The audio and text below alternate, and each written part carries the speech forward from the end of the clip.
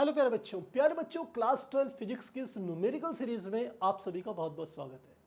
और पिछली क्लास में हमने क्लास 12 फिजिक्स में सेकंड चैप्टर जो कि है वैद्युत विभव तथा धारिता, उसके एक इंपॉर्टेंट टॉपिक जो कि होता है वैद्युत विभव, उस पर आधारित आंकिक प्रश्नों को हल किया था। और आज की क्लास में हम अपना नेक्स्ट टॉपिक लेकर के चल रहे हैं जो कि हमारा है संधारित्र एवं संयोजन, यानी कि संधारित्र और उनका संयोजन, यानी कि संधारित्रों का संयोजन। इस टॉपिक पर हम क्या करेंगे, आज के प्रश्नों को हल करेंगे। आज के आंकिक प्रश्न इस टॉपिक के ऊपर बेस्ड होंगे। तो सबसे पहले आपको पता होना चाहिए कि आखिर संधारित्र क्या है। संधारित्र आपको पता है कि इस तरीके की यदि हम दो प्लेटें लगा लें, ऐसे एक दो प्लेटें लगाएं जिसमें एक प्लेट को हम धन आवेश दे दें, दूसरी प्लेट पर इतना ही आप जानते हैं ऋण आवेश आ जाता है। संधारित्र क्या हम कह सकते हैं कि यह सिद्धांत होता है। इसमें यदि प्रत्येक प्लेट का जो क्षेत्रफल है, प्रत्येक प्लेट का जो क्षेत्रफल है वो कितना है बेटा, a है। प्लेटों के बीच की दूरी कितनी होती है, d होती है। और प्लेटों के बीच यदि k परावैद्युत पदार्थ का कोई माध्यम भरा हो तो ऐसे समांतर प्लेट संधारित्र की धारिता का सूत्र होता है C बराबर k into epsilon not into a और बटे d। ये वाला सूत्र बेटा आपने ध्यान रखना है, ये बेसिक फार्मूला है, ठीक है। अब इसके ऊपर बेस्ड हम कुछ प्रश्नों को आगे हल करेंगे, लेकिन उससे पहले संधारित्र की धारिता का जनरल फार्मूला जो होता है वो हमारे पास होता है C is equal to Q upon V। इस Q को कैपिटल में लीजिए चाहे स्मॉल में लीजिए, जहां Q किसी संधारित्र की प्लेट के ऊपर संचित आवेश की मात्रा है और V इस आवेश को संचित करने पे उस प्लेट का, उस संधारित्र का जो विभव बढ़ जाता है, पोटेंशियल बढ़ जाता है, वो उसका V का मान ये है। यदि एक से अधिक संधारित्रों को श्रेणी क्रम में जोड़ें तो संधारित्रों को श्रेणी क्रम में जोड़ने का मतलब है ये वाला, इसकी धारिता है C1, इसकी है C2, इसकी है C3। तो A और B बिंदु यदि मैं लूं, ये बिंदु है A, ये वाला बिंदु है B, A B के बीच जो तुल्य धारिता होगी उसका सूत्र हमारे पास होता है तुल्य धारिता 1/C बराबर 1/C1 plus 1/C2 plus 1/C3। और इंपॉर्टेंट बात क्या होती है कि जो C का मान होता है ये सबसे छोटा होता है, किससे, C1 या C2 या C3। इन तीनों में से जिसका मान सबसे छोटा होगा, जो परिणामी C, जो तुल्य धारिता होती है C, उसका मान उससे भी छोटा होगा, कम होगा। बात को ध्यान रखना बेटा, काम आएगी आपको। अगला है समांतर क्रम संयोजन। समांतर क्रम संयोजन क्या होता है, यदि हम इस प्रकार से संयोजित करें, ये हमारे पास बिंदु A है और ये हम तीन संधारित्रों को ऐसे जोड़ दें कि इन तीनों के पहले सिरे, पहली प्लेटें एक बिंदु से और दूसरी प्लेटें दूसरे बिंदु से जुड़ी हो B बिंदु से, तो ये हमारा समांतर क्रम संयोजन कहलाता है। ये C1, ये C2 और ये क्या होता है C3। तो इसकी जो तुल्य धारिता का सूत्र होता है वो सूत्र हमारे पास होता है C is equal to C1 plus C2 plus C3। ये तुल्य धारिता का सूत्र होता है। और इंपॉर्टेंट बात ये ध्यान रखनी है कि जो तुल्य धारिता निकल के आती है C, इस C का मान बड़ा होता है C1 या C2 या C3 से, यानी कि C1, C2, C3 में जो सबसे बड़ा है इस C का मान उससे भी बड़ा होगा, इसका मान सबसे अधिक आता है, ठीक है। जबकि श्रेणी क्रम में जोड़े तो जो तुल्य धारिता होती है या परिणामी C जो आता है उसका मान C1, C2, C3 में से जो सबसे छोटा होगा उससे भी कम आएगा। ये बात आपको ध्यान जरूर रखनी है, यानी कि आपको एक से अधिक संधारित्रों को यदि जोड़ के उनका मान बढ़ाना है तो उसे समांतर क्रम में जोड़िए, यदि आपको उनका मान घटाना है तो उनको श्रेणी क्रम में जोड़िए। ये बात आपको समझ में आनी चाहिए। किसी संधारित्र में संचित ऊर्जा, जब संधारित्र में आवेश संचय होता है तो उसके अंदर एक वैद्युत ऊर्जा संचित हो जाती है और उस वैद्युत ऊर्जा का सूत्र होता है U बराबर 1/2 CV²। एक तो ये फार्मूला होता है, और इसमें यदि हम क्या रख दें, V का मान रख दें तो दूसरा फार्मूला आ जाता है U is equal to 1/2 Q² upon C, जहां Q क्या है, संचित आवेश का मान है, जिसको कि हम काफी जगह स्मॉल q से भी रिप्रेजेंट करते हैं। तो ये आज की क्लास में इन फार्मूलों को हम यूज करके अपने न्यूमेरिकल्स को सॉल्व करेंगे। तो चलिए शुरू करते हैं।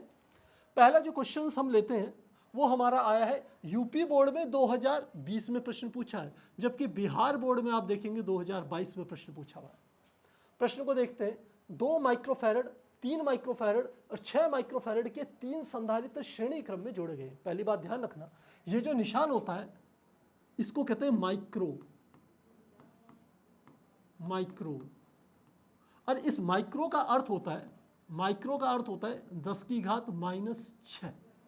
ठीक है, यदि लंबाई माइक्रोमीटर है तो मीटर आ जाएगा, यदि फैरड आ रहा है तो फैरड आ जाएगा, यदि कूलाम है तो माइक्रो कूलाम आएगा। बस माइक्रो का मतलब 10 की घात -6। ठीक है, अब देखिए 2 माइक्रोफैरड, 3 माइक्रोफैरड, 6 माइक्रोफैरड के 3 संधारित्रों को श्रेणी क्रम में जोड़े गए हैं।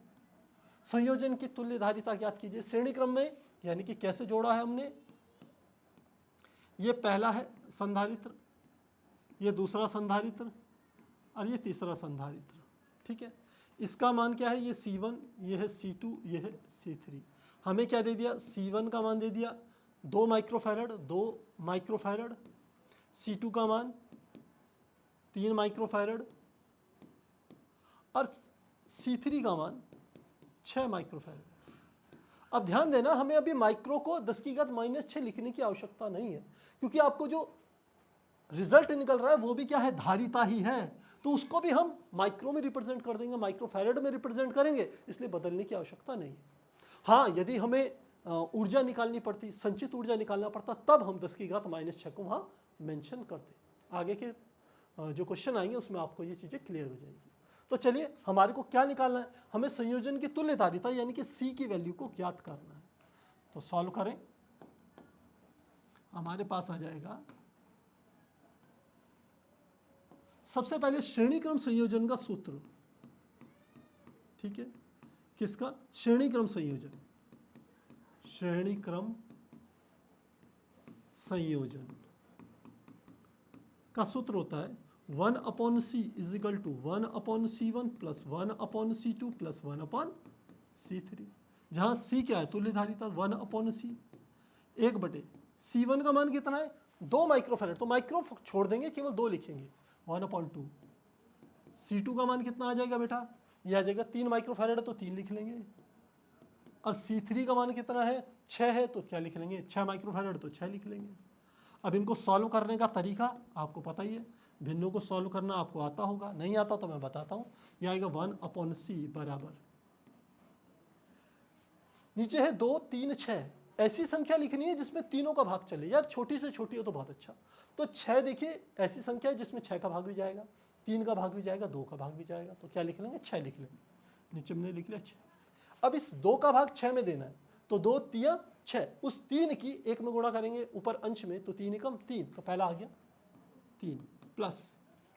अब इस 3 का भाग इस 6 में देना है, तो 3 दूनी 6, जो 2 आया भागफल, उसकी 3 के ऊपर जो अंश है 1, उसमें गुणा करेंगे, तो क्या आ जाएगा, 2 एकम 2 प्लस।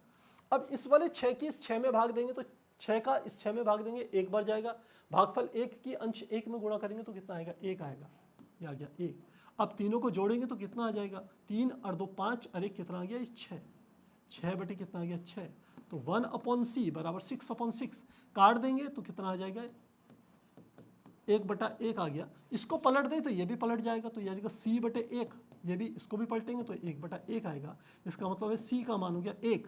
और आपके सारी धारिताएं माइक्रोफैरड में थी, इसलिए आपका आंसर भी किस में आएगा, माइक्रोफैरड में आंसर आ जाएगा। तो तुल्य धारिता का मान 1 माइक्रोफैरड होगा। इस प्रकार से आपने प्रश्नों को हल करना। तो मुझे लगता है आसान है, कठिन नहीं है। ये जो मैंने आपको चीज़ें समझाई हैं, ये जरूर ध्यान रखना, माइक्रो का मतलब क्या होता है, उसको कैसे पावर्स में दर्शाते हैं और कहाँ उसका इस्तेमाल करना है, आप आगे समझ जाएंगे। तो चलिए, आसान प्रश्न था, आपने कर लिया होगा, नोट भी कर लिया होगा। चलिए आगे बढ़ते हैं। अगला प्रश्न देखिए, ये MP बोर्ड में 2021 में और राजस्थान बोर्ड में 2019 में पूछा है। 2 संधारित्रों की धारिताएं 6 माइक्रोफैरड और 12 माइक्रोफैरड है। यदि उन्हें समांतर क्रम में जोड़ा जाए तो कुल धारिता क्या होगी। तो सॉल्यूशन लिखते हैं। हमें पहली संधारित्र की धारिता C1 का मान दे दिया 6 माइक्रोफैरड, दूसरे संधारित्र की धारिता दे दी, यह है 12 माइक्रोफैरड। और हमें क्या निकालना है, तुल्य धारिता या टोटल धारिता C का मान ज्ञात करना है। किस क्रम में जोड़ा हुआ है, इंपॉर्टेंट बात यह है। तो किस क्रम में जोड़ा हुआ है बेटा, ये समांतर क्रम में जोड़ा हुआ है। तो हम सूत्र लिखेंगे समांतर क्रम संयोजन, समांतर क्रम संयोजन का सूत्र होता है C इजिकल टू होता है C1 प्लस C2, दो हैं तो C1 प्लस C2, तीन होते C1 plus C2 plus C3। Value put करें तो C1 का मान कितना है बेटा, ये है 6। माइक्रो नहीं लिखेंगे क्योंकि आपके क्वेश्चन में भी धारिता दिया हुआ है, आंसर में भी धारिता निकालना है, तो अपने आप ही वो माइक्रो में परिवर्तित कर देंगे उसे। तो C1 का मान 6 लिख लिया, C2 का मान है 12, तो ये हो गया 12, 12 और 6 कितना हो गया बेटा, ये आ गया 18। तो C का मान क्या आ गया 18, यानी कि हम क्या लिख सकते हैं, लिख सकते हैं जो C है उसका मान आ गया 18 और साथ में क्या कर देंगे माइक्रो फैरड, क्योंकि ये दिए हुए मान C1 C2 के माइक्रो फैरड में थे, तो लास्ट में जो मान लिखेंगे रिजल्टेंट वो भी माइक्रो फैरड में ही लिखेंगे। इस प्रकार से हम इसको सॉल्व कर सकते हैं। यदि इसका डायग्राम बनाना चाहें तो डायग्राम इसका ऐसे बनेगा, इस तरीके से इसका डायग्राम बनाएंगे ऐसे करके। यह पहला संधारित्र है, यहाँ दूसरा संधारित्र है, ये पहला बिंदु, ये दूसरा बिंदु, ये A है, ये वाला B है, ये C1 है, ये क्या है C2। तो A और B के बीच की तुल्य धारिता का सूत्र हो गया समांतर क्रम में C बराबर C1 प्लस C2। इस प्रकार से बेटा इसको सॉल्व करने वाले हैं। तो मुझे लग रहा है काफ़ी आसान है, आपको अच्छे से समझ में आ गया होगा, फार्मूला समझ में आ गया तो ये 100% आपको समझ में आ गया होगा। आगे बढ़ लेते हैं, चलिए आगे बढ़ते हैं। अगला प्रश्न जो कि यूपी बोर्ड में 2018 में और साथ में 2024 में पूछा गया है, दो बार ये प्रश्न आया है, रिपीट होके आया है 6 साल बाद। तो क्या है, ये कहते हैं 100 पिकोफैरड का एक संधारित्र को 100 वोल्ट तक, तो 100 पिकोफैरड क्या है, एक धारिता का मान है। तो सॉल्यूशन में लिखते हैं, धारिता हमें दे दी C बराबर 100, यह है PF मतलब पिकोफैरड। तो ध्यान रखना ये स्मॉल p का मतलब होता है, इसको कहते हैं पिको, पिको। और ध्यान रखना एक पिको का मतलब होता है 10 की घात -12। अब फैरड है तो फैरड होगा, कुलाम है एक पिको कुलाम होता 10 की घात -12 कुलाम आता, यदि धारिता है तो 10 की घात -12 फैरड होगा, ऐसे लिखते हैं। तो ये हमारे को दे दिया, कितने संधारित्र को 100 वोल्ट तक आवेशित किया जाता है, तो विभव का मान हमको कितना दे दिया, Vm को दे दिया 100 वोल्ट दे दिया, 100 वोल्ट आवेशित किया जाए। संधारित्र में संचित ऊर्जा की गणना कीजिए, संचित ऊर्जा यानी कि U का मान आपको ज्ञात करना है। तो ध्यान देना, हमें धारिता दी है पिकोफैरड में, लेकिन हमें ऊर्जा ज्ञात करनी है, ये दोनों अलग अलग चीजें। तो इसलिए इसको हम लिखेंगे 100 गुणा 10 की घात -12, 100 गुणा 10 की घात -12, इतने फैरड हमने इसकी धारिता ले ली। ठीक है, तो अब U का मान निकालना है, V हमें दे दिया। तो कौन सा सूत्र होता है जिसमें C और V आता है, ऊर्जा का सूत्र। तो सूत्र अभी हमने आपको दो लिखाए थे, उसमें से पहला सूत्र जो आपको लिखाया था वो था Q U is equal to 1/2 CV², ये बताया था। बस इसी में वैल्यू पुट करनी है, तो क्या आ जाएगा 1/2 गुणा, सबसे पहले C का मान 100 गुणा 10 की घात -12, 100 गुणा 10 की घात -12 गुणा V कितना है 100, तो V का मान 100 है, और यहाँ V² है तो इसका भी क्या कर देंगे बेटा, स्क्वायर कर देंगे। तो 2 से इसको काट देंगे तो कितनी बार कटेगा, 2 से इसे काटेंगे तो 2 एकम 2, इसे काट देंगे 50 बार। तो आंसर क्या आ जाएगा हमारे पास, सॉल्व करके ये आ जाएगा 50 गुणा 10 की घात -12, और इसको लिखेंगे 100 का मतलब स्क्वायर मतलब 1 2 2 0 और 1 2, इतना आ गया। ये किसको निकाल रहे हैं हम, ऊर्जा निकाल रहे हैं। इसको थोड़ा सा और सॉल्व करेंगे तो क्या आ जाएगा U इजिकल टू, इसको लिख लिया 50 गुणा 10 की घात -12, ऐसा का ऐसे गुणा। ध्यान दीजिए यहाँ एक के आगे कितनी जीरो, 1 2 3 4, तो इसको लिख सकते हैं 10 की घात 4, और कुछ नहीं है यानी कि प्लस है इसकी घात। अब इन दोनों को सॉल्व कर लेंगे तो क्या आ गया, U बराबर 50 गुणा 10 की घात -12 प्लस 4, तो क्या आ गया U बराबर 50 गुणा 10 की घात 12 में से 4 गया, क्या आ गया 8, 10 की घात -8, ऐसे इतने जूल के बराबर आपके पास आंसर आ गया। आप चाहो इसे जो वैज्ञानिक संकेतन होता है उसके रूप में लिख सकते हैं, यानी कि मैं 50 को 5.0 गुणा 10 की घात 1 लिख सकता हूँ। 10 की घात 1 मतलब 10, 10 की 50, 5.0 में गुणा करेंगे तो 50 आ जाएगा। इसे वैज्ञानिक संकेतन कहते हैं। तो इसको ऐसे भी लिख सकते हैं, 50 को 5.0 गुणा 10 की घात 1 गुणा 10 की घात क्या थी -8। तो अब क्या आ जाएगा 5.0, 10 की घात -8 प्लस 1 हो जाएगा तो 10 की घात -7। तो u का मान इतने क्या आ जाएगा, इतने जूल। तो आप चाहे इस रूप में आंसर लिखिए चाहे ऐसे आंसर लिखिए, कोई दिक्कत नहीं है।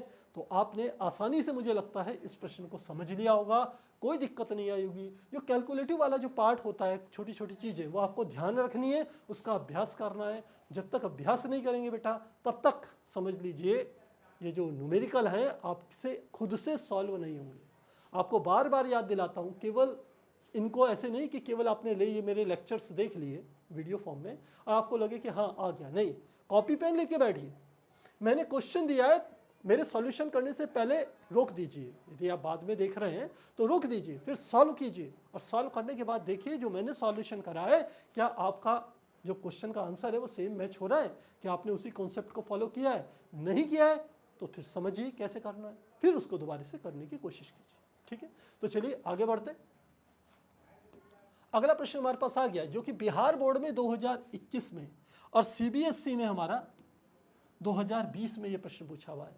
तो चलिए क्या है, यदि किसी संधारित्र के प्लेटों के बीच की दूरी, प्लेटों के बीच की दूरी आधी कर दी जाए, ठीक है, तो यानी कि सॉल्यूशन करते हैं। प्रारंभ में समझना मेरी बात को, हमने संधारित्र ये ले लिया, इस प्लेट पर प्लस क्यू आवेश है, इस पर माइनस क्यू आवेश है, इनके बीच की दूरी शुरू में क्या थी, डी थी। तो संधारित्र की धारिता का सूत्र था C इजिकल टू के एप्सिलॉन नॉट इंटू ए बटे डी, ये था। अब की बार प्लेटों के बीच की दूरी आधी कर दी, यानी कि सेकंड केस, पहला केस तो हमारा ये वाला का था, सेकंड केस में प्लेटों के बीच की दूरी आधी कर दी, यानी कि अब की बार ये प्लेटें इतनी पास आ गई, यानी कि जो डिस्टेंस है ये पहले की तुलना में d/2 हो गई।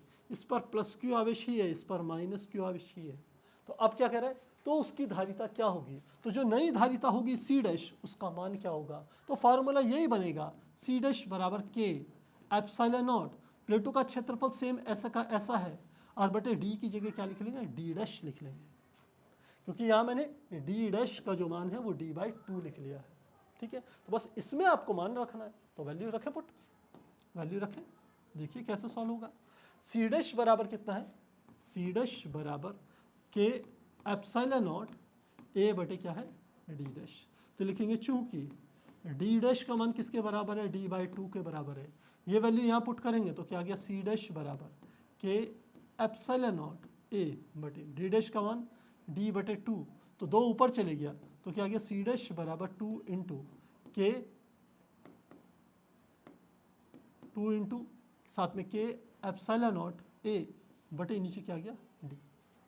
और हम जानते हैं इस पूरे का मान किसके बराबर होता है, इस पूरे का मान तो C के बराबर है। इसका अर्थ है, यहाँ पर लिखते हैं चूंकि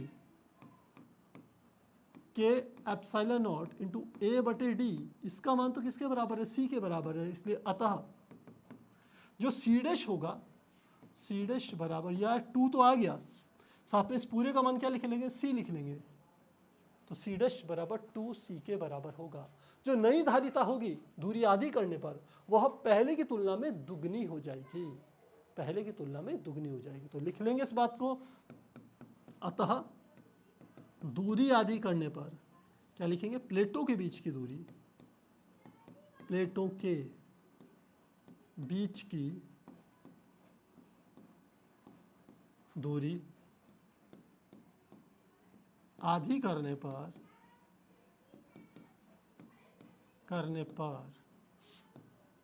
संधारित्र की धारिता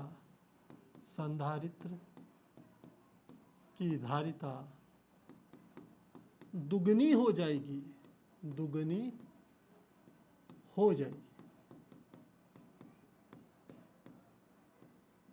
इस तरीके से इसको आपने सॉल्व करना है। तो मुझे लग रहा है आसान है, कोई दिक्कत नहीं आएगी, कॉन्सेप्ट के ऊपर बेस्ड है, फार्मूले के ऊपर बेस्ड है, ये आपको पता होना चाहिए। चलिए आगे बढ़ते हैं, अगला प्रश्न देखते हैं। कहते हैं 3 एक समान संधारित्र हैं जिनमें प्रत्येक की धारिता 9 माइक्रोफैरड है। 3 हमारे पास संधारित्र हैं, प्रत्येक की धारिता कितनी है? 9 माइक्रोफैरड। सॉल्यूशन की बात करें तो ये C1 बराबर C2 बराबर C3, ये C के बराबर ही है और इसकी धारिता कितनी है? 9 माइक्रोफैरड। ठीक है, उन्हें किस प्रकार जोड़ें, यानी कि किस तरीके से उनको जोड़ा जाए कि उनकी तुल्य धारिता 6 माइक्रोफैरड हो जाए। तुल्य धारिता 6 माइक्रोफैरड हो जाए तो इनकी इस वाले C को मैं थोड़ा सा हटा रहा हूँ, ये सीधे यहाँ लिख लिया 9 माइक्रोफैरड, यानी कि तुल्य धारिता जो C है उसका मान कितना आ गया? 6 माइक्रोफैरड, ये आपको दे दिया। अब कैसे जोड़ें आपको ये समझा। ठीक है, यहाँ पे कॉन्सेप्ट यहाँ पर कब आया है? देखिए, अच्छा क्वेश्चन, मैं कह रहा हूँ इंपॉर्टेंट प्रश्न है, आपको घुमाने के लिए बहुत बार ऐसे प्रश्न आपको मिलेंगे। ये यूपी बोर्ड में 2022 में और एमपी बोर्ड में 2023 में आया। ठीक है, अब आपके दिमाग में आ रहा होगा सर धारिता का मान ज़्यादा है तीनों का और ये परिणामी मान कम है, तो सीधे श्रेणी क्रम करते हैं, क्योंकि श्रेणी क्रम में बताया था तुल्य धारिता का मान जितने भी संधारित्र होते हैं उन सब की धारिताओं से भी कम आता है। ये बात मैंने आपको बताई थी, लेकिन यहाँ श्रेणी क्रम में जोड़ने से काम नहीं चलेगा। क्यों नहीं चलेगा? आपको एग्जाम्पल दिखाता हूँ मैं आपको दिखाता हूँ। मैं कहता हूँ श्रेणी क्रम में यदि जोड़े, केवल श्रेणी क्रम में यदि जोड़ दूँ तो ये ऐसे जुड़ेंगे, ऐसे जुड़ेंगे, या क्या C1 C2 C3, तो तुल्य धारिता 1/C बराबर 1/C1 plus 1/C2 plus 1/C3 होगा। तो क्या आ गया? 1/C बराबर 1/C1 का मान कितना आ जाएगा? C1 का मान कितना आ गया? 9, दूसरे का भी मान 9, तीसरे की मान भी 9 है। तो क्या आ गया? 1/9 1/9 1/9, यानी कि 3/9 कट के आ गया 1/3। तो 1/C बराबर 1/3, तो C बराबर कितना आ रहा है? 3 माइक्रोफैरड। तो तुल्य धारिता तो 3 माइक्रोफैरड आ रही है ना, आपकी कितनी चाहिए? आपको तो 6 चाहिए, तो काम नहीं बना। ठीक है, अब आपके दिमाग में आ रहा होगा सर समांतर क्रम में जोड़ लेते हैं। यदि मैं इसे समांतर क्रम में जोड़ूं, समांतर क्रम, तो समांतर क्रम में क्या होगा? इस तरीके से जोड़ेंगे, ये पहला, ये दूसरा और ये तीसरी धारिता आ गई, ऐसे जोड़ दी। ये C1, ये C2, ये C3 है। तो क्या आ जाएगा? C = C1 plus C2 plus C3, तो ये आ गया 9 + 9 + 9, ये तो आ गया 27 माइक्रोफैरड तुल्य धारिता। तो ऐसे भी काम नहीं चला, तो तीनों को श्रेणी क्रम में जोड़े तो भी आंसर गलत हो गया, तीनों को समांतर क्रम में जोड़े तो भी आंसर गलत हो गया। इसका मतलब यह मिश्रित क्रम का उपयोग किया जाएगा।